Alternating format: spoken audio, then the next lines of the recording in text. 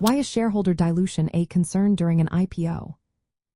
Imagine owning a slice of your favorite pizza, and suddenly someone cuts it into more pieces. Each piece gets smaller, right?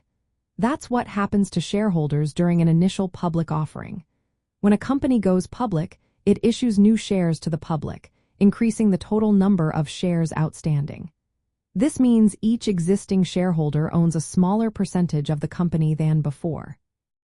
For example, if a company has 1 million shares before the IPO and then issues 500,000 new shares, the total shares become 1.5 million.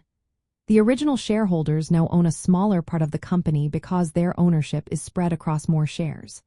This also affects voting power, which is how shareholders influence company decisions. With fewer shares per person, their ability to sway votes decreases. Dilution also impacts earnings per share. Earnings per share is calculated by dividing the company's net income by the total number of shares. When more shares are added, the earnings per share can go down, making the stock look less profitable. This can make the stock less attractive to investors who look at earnings as a key indicator of value. Some might think dilution is always bad, but it depends on how the company uses the money raised. If the funds are invested wisely in growth projects, research, or paying off debt, the company's value can increase over time. This growth can help boost the stock price and benefit shareholders in the long run. Investors and traders keep a close eye on dilution because it can signal how well the company manages its finances.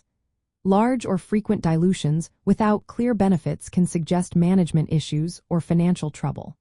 This can lead to a drop in the stock price. On the other hand, a carefully managed IPO that balances raising capital with limiting dilution can support future growth and shareholder value. In the end, shareholder dilution during an IPO is a concern because it reduces ownership, voting power, and earnings per share. These changes can influence the stock's market value and how investors see the company. That's why understanding dilution is important when considering investing in an IPO.